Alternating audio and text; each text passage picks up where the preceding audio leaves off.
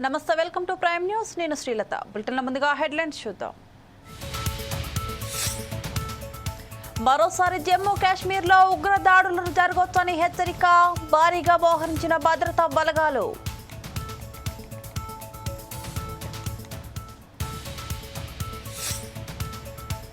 గాంధీ భవన్లో రాష్ట్ర పరిశీలకుల సమావేశం, 3 దశలలో టాస్క్లను నిర్దేశించిన టీపీసీసీ.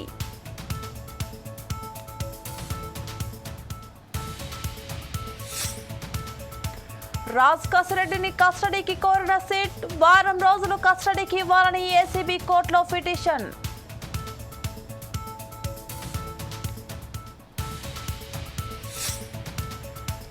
ప్రధాని మోదీ అధ్యక్షతన కేబినెట్ భేటీ, జమ్మూ కాశ్మీర్లో భద్రతా పరిస్థితి సమీక్ష.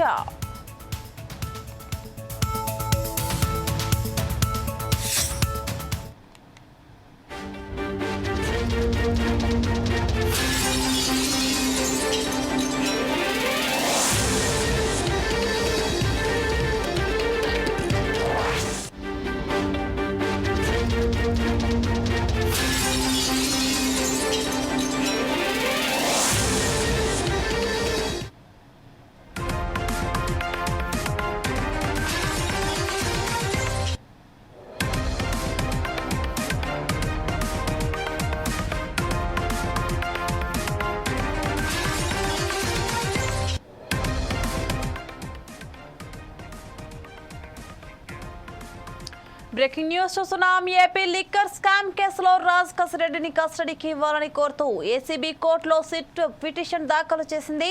రాజ్ కసిరెడ్డిని వారం రోజులు కస్టడీకి ఇవ్వాలని సిట్ కోరింది. 3,200 కోట్ల రూపాయల కమిషన్ల ముడుపుల వ్యవహారంలో రాజ్ కసిరెడ్డి కీలక నిందితులని సిట్ అధికారులు పేర్కొన్నారు. డిస్టిలరీల నుంచి కమిషన్లు తీసుకొని ఎవరికి ఇచ్చారు, కలెక్ట్ చేసిన వివరాలు తీసుకోవాల్సి ఉందని సిట్ పిటిషన్ లో వెల్లడించింది. ఈ నేపథ్యంలో సిట్ పిటిషన్ పై రేపు విచారణకు వచ్చే అవకాశం ఉంది.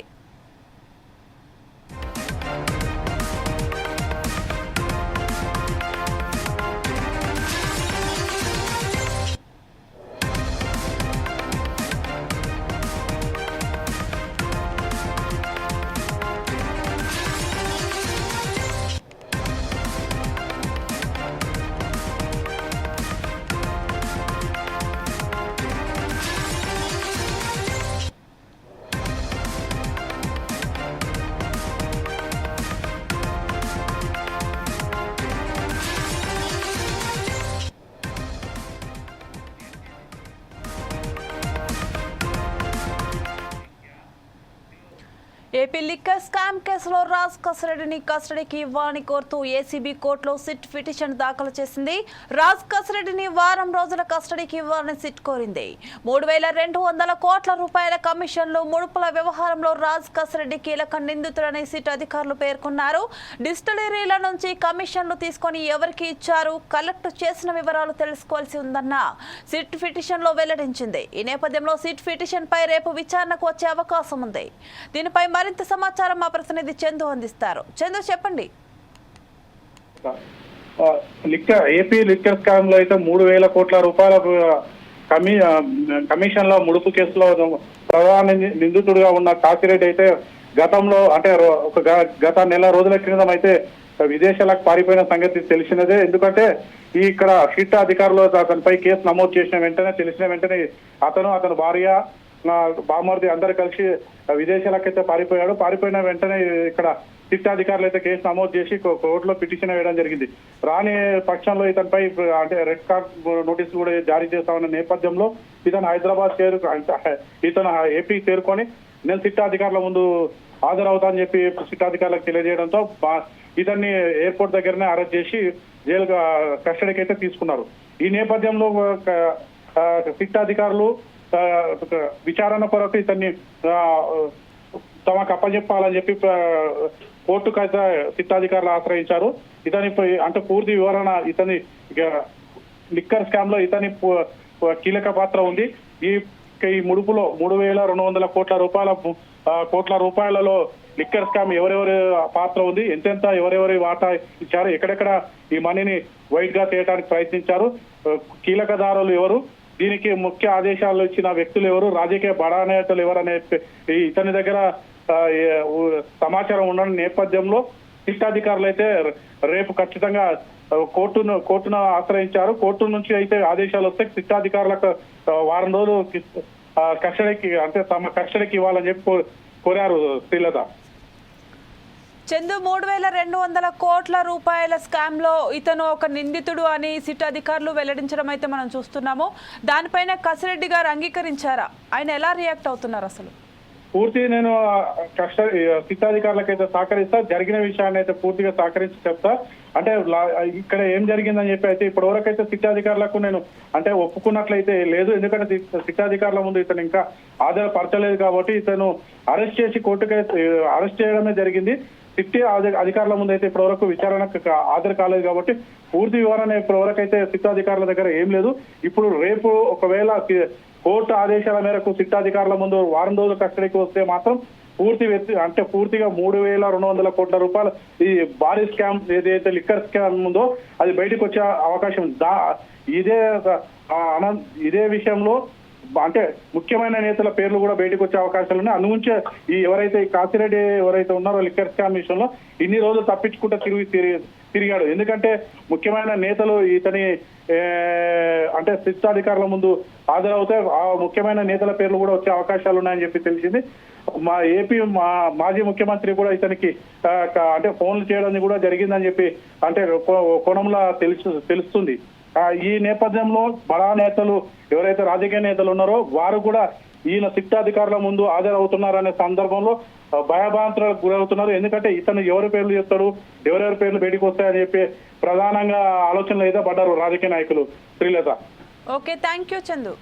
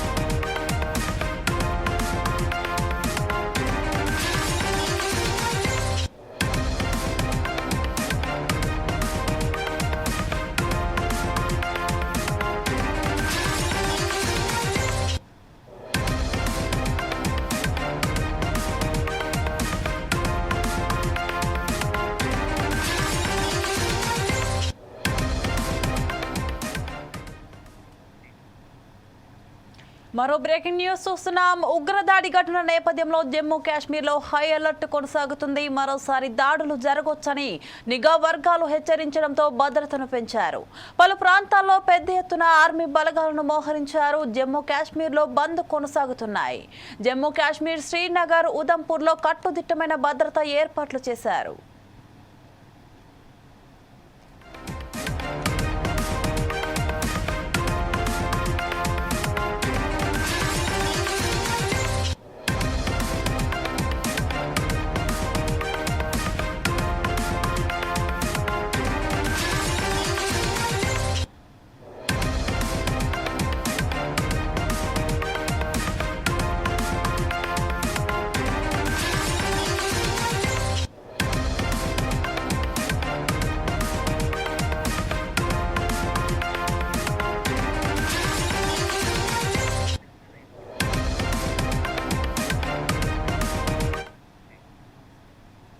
ఉగ్రదాడి ఘటన నేపథ్యంలో జమ్మూ కాశ్మీర్లో హై అలర్ట్ కొనసాగుతుంది. మరోసారి దాడులు జరగొచ్చని నిఘా వర్గాలు హెచ్చరించడంతో భద్రతను పెంచారు.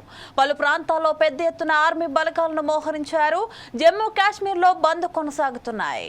జమ్మూ కాశ్మీర్ శ్రీనగర్, ఉదంపూర్లో కట్టుదిట్టమైన భద్రతా ఏర్పాట్లు చేశారు. దీనిపై మరింత సమాచారం మా ఇన్పుట్ ఎడిటర్ శ్రీనివాస్ అందిస్తారు. శ్రీనివాస్, చెప్పండి.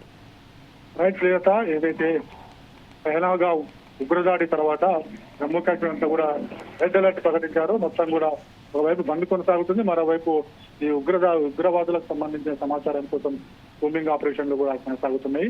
మొత్తం జమ్మూ కాశ్మీర్ లో 130 వరకు ఉగ్రవాదులు ప్రవేశించి ఉన్నారని చెప్పేసి భద్రతా బలగాలు ఒక అంచనా అయితే వేయడం జరిగింది. అది 42 చోట్ల వాళ్ళు తలదాచుకున్నట్లు కూడా సమాచారం ఉంది. వాటి కోసం ఇప్పుడు ఏరివేట కార్యక్రమం కొనసాగుతుంది. మరోవైపు చూసుకుంటే కనుక ఈ ఉగ్రదాడి నేపథ్యంలోనే ఈరోజు కేంద్ర కేబినెట్ భద్రతా సలహాల సంఘం ఆధ్వర్యంలో కేబినెట్ భేటీ జరుగుతుంది. ఇంకా 9:15 ఈ భేటీకి సంబంధించి ఒక స్టేట్మెంట్ విడుదల చేస్తారని చెప్పేసి కూడా కేంద్ర ప్రభుత్వానికి సంబంధించిన వర్గాలు చెప్తున్నాయి. ఆ స్టేట్మెంట్ లో ఏముండబోతుంది అనేది కూడా ఒక ఉత్కంఠ నెలకొంది. ఎందుకంటే స్టేట్మెంట్ మొత్తం కూడా ప్రభుత్వం ఏ నిర్ణయం తీసుకుంది, అదేవిధంగా ఆ నిర్ణయాన్ని ఎట్లా ఆల్ పార్టీ ముందు ఉంచబోతుందనేది కూడా చూడాలి. ఎందుకంటే రాజ్నాథ్ సింగ్ మాట్లాడుతూ ప్రపంచంలో ఊహించని విధంగా పరిణామాలు ఉండబోతున్నాయి, ఆశ్చర్య పొందే రీతిలో తమ ఆపరేషన్ కొనసాగుతుంది అని చెప్పేసి ఆయన చెప్పడం జరిగింది. అదేవిధంగా ఖచ్చితంగా త్వరలోనే దీనికి సంబంధించిన ప్రతీకారం కూడా ఉండబోతుందని స్పష్టం చేయడం జరిగింది. సో ఈ నేపథ్యంలో కేంద్ర కేబినెట్ సమావేశం కావడము, అదేవిధంగా ఆల్ పార్టీ మీటింగ్ పెట్టడం అనే అంశాలన్నీ చూసుకుంటే కనుక కేంద్రం ఏదో చెయ్యబోతుందని మాత్రము అర్థమవుతుంది. అది ఏంటన్నది కూడా చూడాల్సిన అవసరం ఉంది. పొద్దున మాట్లాడుతూ POKలకు కూడా వెళ్తాము అని చెప్పేసి కూడా స్పష్టం చేయడం జరిగింది. అంటే అలా POK వెళ్తారా, వెళ్ళరా, ఇంకా ఏ విధమైన చర్యలు ఉండబోతున్నాయి అనేది కూడా చూడాల్సిన అవసరం ఉంది అని చెప్పేసి తెలుస్తుంది. Okay, thank you Srinivas.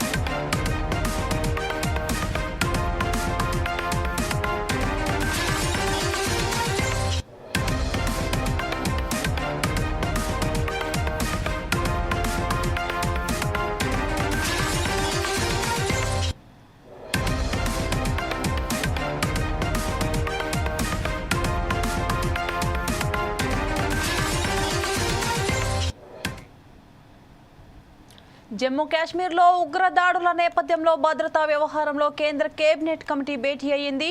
సమావేశంలో ప్రధాని మోదీ, రాజ్నాథ్ సింగ్, అమిత్ షా, అజిత్ దోవల్ ఉన్నతాధికారులు పాల్గొన్నారు. ప్రధాని మోదీ నేతృత్వంలో భద్రతా కేబినెట్ కమిటీ సమావేశమైంది. సమావేశంలో జమ్మూ కాశ్మీర్లో భద్రతా పరిస్థితిని సమీక్షిస్తున్నారు. మరోసారి సర్జికల్ స్ట్రైక్ చేస్తారా, జమ్మూ కాశ్మీర్లో భీకర ఆర్మీ ఆపరేషన్ ఉంటుందా అనే ఆసక్తి నెలకొంది.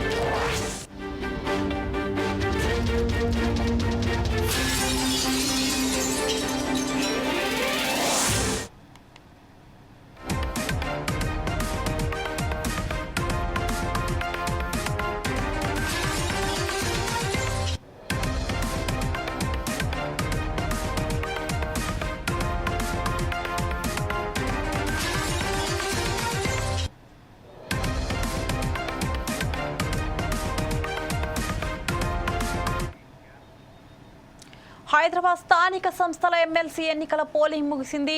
ఈ ఎన్నికల్లో 78.57% పోలింగ్ నమోదైంది. 87 మంది కార్పొరేటర్లు, ఎక్స్ అఫీషియో సభ్యులు తమ ఓటు హక్కు వినియోగించుకున్నారు. ఈ నెల 25న జీహెచ్ఎంసీ ప్రధాన కార్యాలయంలో ఓట్ల లెక్కింపు జరగనుంది.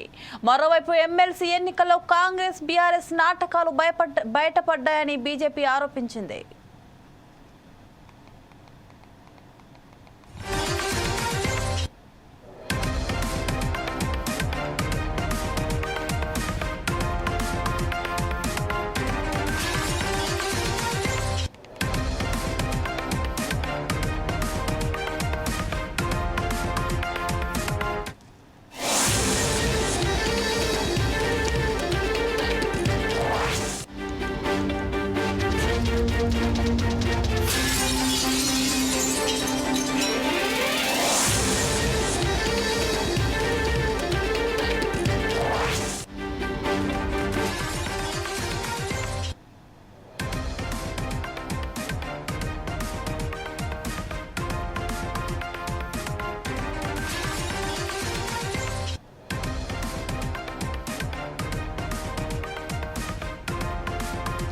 తెలంగాణ ముఖ్యమంత్రి రేవంత్ రెడ్డి హైకోర్టులో పిటిషన్ దాఖలు చేశారు.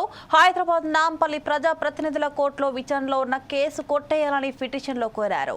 గత సంవత్సరం ఎన్నికల ప్రచారంలో భాగంగా భద్రాద్రి కొత్తగూడెంలో కాంగ్రెస్ నిర్వహించిన సభలో రేవంత్ రెడ్డి చేసిన ప్రసంగంపై బీజేపీ నేత కోసం కాసం వెంకటేశ్వర్లు పరువు నష్టం దావా వేశారు. బీజేపీకి పరువు నష్టం కలిగేలా రేవంత్ రెడ్డి మాట్లాడారంటూ ఫిర్యాదు చేశారు. కాసం వెంకటేశ్వర్లు పిటిషన్ను విచారణకు స్వీకరించిన ప్రజాప్రతినిధుల కోర్టు సాక్షుల వాంగ్మూలం నమోదు చేసింది. బీజేపీ మళ్లీ అధికారంలోకి వస్తే రిజర్వేషన్లు రద్దు చేస్తుందని రేవంత్ రెడ్డి ఎన్నికల సమయంలో చెప్పారని కాసం తన పిటిషన్లో పేర్కొన్నారు. ఈ పిటిషన్పై ప్రజాప్రతినిధుల కోర్టు విచారణ చేపట్టింది. ఈ నేపథ్యంలో రేవంత్ రెడ్డి ప్రసంగం ఆడియో వీడియో క్లిప్పింగ్లోనూ కూడా కాసం వెంకటేశ్వర్లు కోర్టుకు సమర్పించారు. ఈ క్రమంలో విచారణలో ఉన్న ఈ కేసును కొట్టివేయాలని సీఎం రేవంత్ రెడ్డి హైకోర్టును ఆశ్రయించారు. కేసు విచారణ చేపట్టవద్దని మధ్యంతర ఉత్తర్వులు ఇవ్వాలని కోరారు.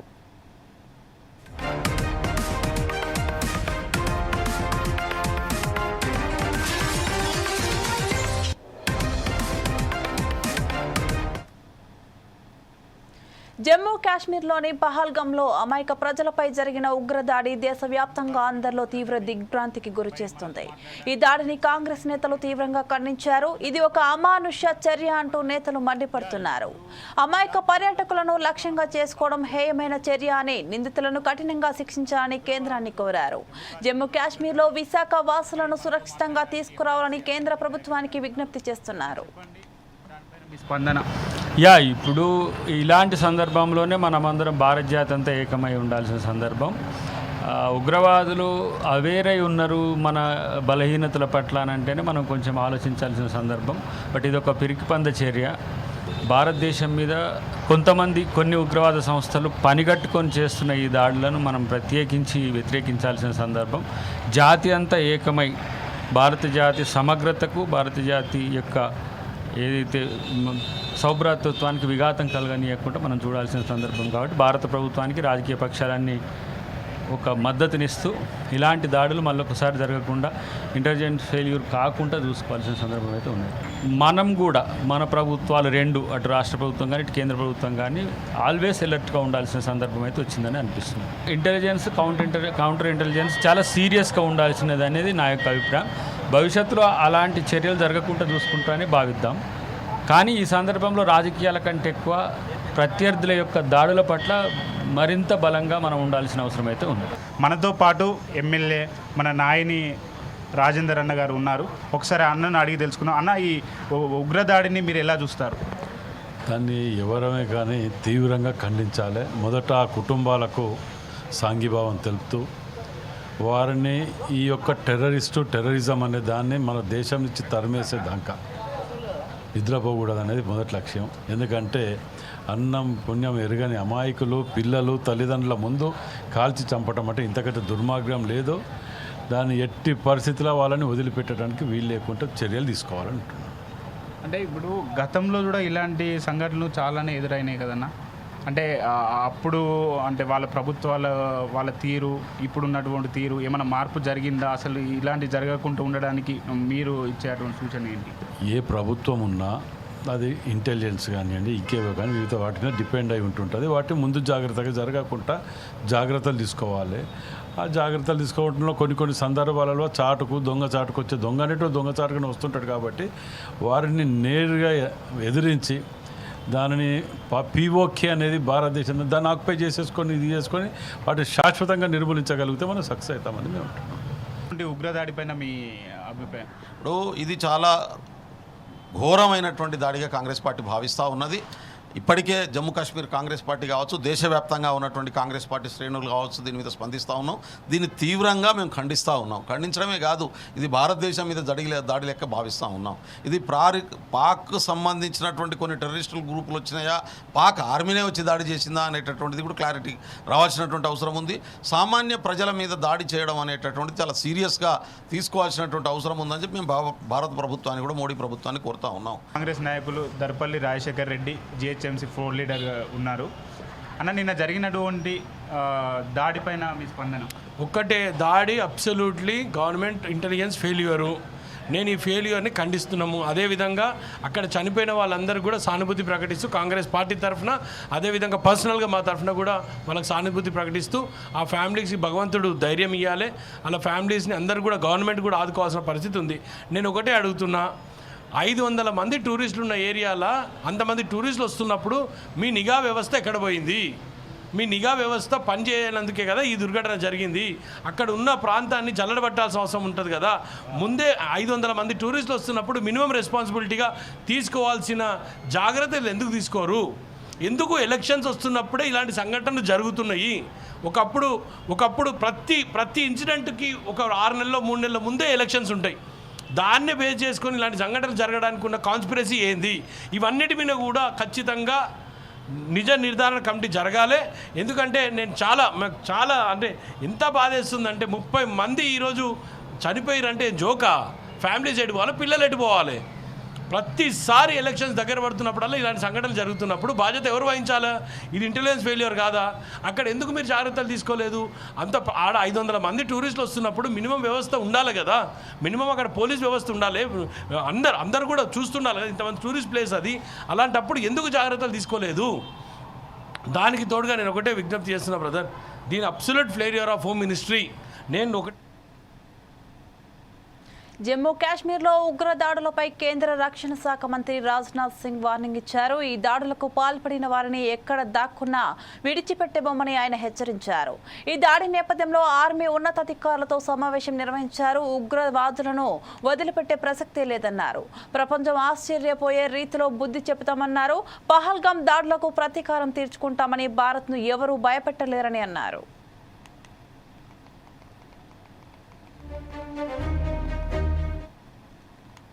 सबसे पहले मैं उन सभी परिवारों के प्रति अपनी गहरी संवेदना व्यक्त करता हूं जिन्होंने अपने प्रियजनों को खोया है। इस दुखद समय में दिवंगत आत्माओं की शांति के लिए मैं परमात्मा से प्रार्थना करता हूं। यहां मैं भारत के दृढ़ संकल्प को दोहराना चाहूंगा कि टेररिज्म के खिलाफ हमारी जीरो टॉलरेंस की पॉलिसी है। भारत का एक एक नागरिक इस कायरतापूर्ण हरकत के खिलाफ एकजुट है। मैं इस मंच से देशवासियों को आश्वस्त करता हूं, घटना के मद्देनजर भारत सरकार वो हर कदम उठाएगी जो जरूरी और उपयुक्त होगा।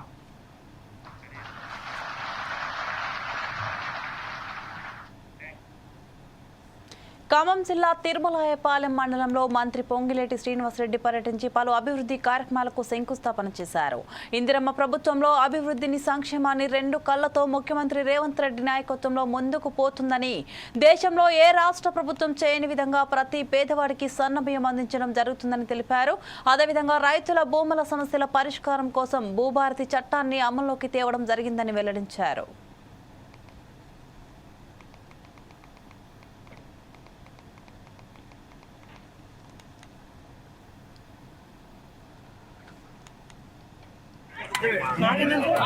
అభివృద్ధిని, సంక్షేమాన్ని 2 కళ్ళలాగా గౌరవ ముఖ్యమంత్రి రేవంత్ రెడ్డి గారి నాయకత్వంలో మన ప్రభుత్వం ఈనాడు చేసుకుంటా ముందుకు పోతుంది.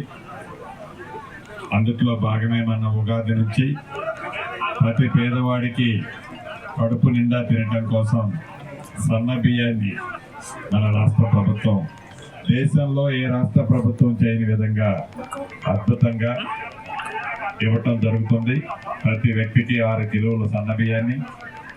అంతేకాదు మొన్న 14వ తారీఖు నాడు అనేక భూ సమస్యలతో తెలంగాణ రాష్ట్రంలో ఉన్న రైతన్నలు, భూములున్న ఆసాములు ఇబ్బంది పడుతుంటే దానికి భూభారతి చట్టాన్ని తీసుకురావడమే కాకుండా మన పాలేరు నియోజకవర్గంలో పైలట్ మోడల్లోని ఒక మండలం నేలకొండపల్లి మండలాన్ని కూడా తీసుకొని వడివడిగా ఈనాడు దాన్ని ముందుకు తీసుకుపోవడం జరుగుతుంది. ఒక నేలకొండపల్లి మండలం, ఒక పాలేరు నియోజకవర్గం, ఒక ఖమ్మం జిల్లానే కాదు, ధరణితో ఎవరైతే పేదవాళ్ళు ఇబ్బందులు పడ్డారో శాశ్వతంగా ఈ ఇబ్బందుల్ని ఆనాటి పింక్ కలర్ షర్ట్ వేసుకొని వారి స్వార్థం కోసం ఏ చట్టం అయితే ధరణిని తీసుకొచ్చారో, ఏ ధరణి చట్టం ద్వారా సామాన్య ప్రజలు గ్రామీణ ప్రాంతంలో అభద్రతకు లోనైన ప్రజలకు ఒక భరోసాన్ని, ఒక భద్రతని కల్పించే ఈ భూభారతి చట్టంతో తప్పకుండా ప్రజలకి ప్రతి గ్రామంలో మంచి జరగాలని ఈ చట్టాన్ని తీసుకురావడం జరిగింది. వీటితో పాటు ఇంతకు ముందే సుమారు 1,30,00,000 రూపాయలతో 1.5 కిలోమీటర్లు ఈ హస్నాబాదు గ్రామంలో 2 పక్కల డ్రైన్లు కూడా కట్టుకునే కార్యక్రమానికి శంకుస్థాపన చేశాం. ఇటువంటి కార్యక్రమాలు మరెన్నో ఈ పాలేరు నియోజకవర్గంలో మన ఇందిరమ్మ ప్రభుత్వంలో ఈనాడు శ్రీకారం చుట్టుకున్నాం. భవిష్యత్తులో పేదవాడికి అండగా ఉండే మన ఇందిరమ్మ ప్రభుత్వం తప్పకుండా అభివృద్ధి సంక్షేమ కార్యక్రమాలతో పాటు మీకు అండ.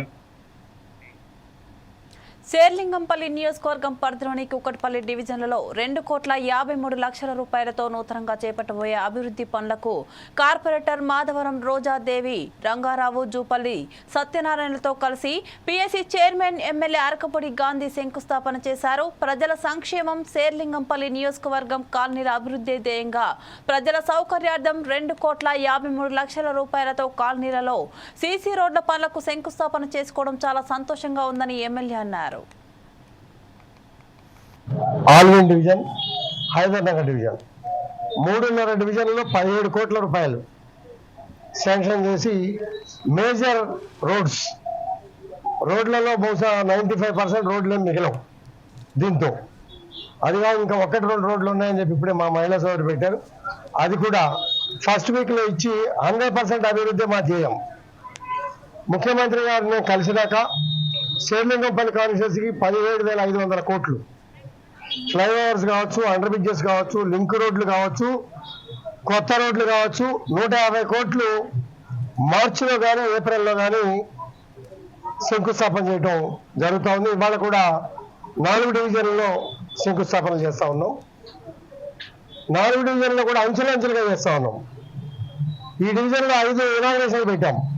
ఈ 5 ఇనాగ్రేషన్లు ఒక 30-40% గ్రౌండ్లోకి వచ్చి పనులు నడుస్తూ ఉంటే నెక్స్ట్ ఇనాగ్రేషన్ పెడితే కంటిన్యూషన్ వర్క్స్ అనే ఉద్దేశంతో పనులు మొదలుపెట్టాం.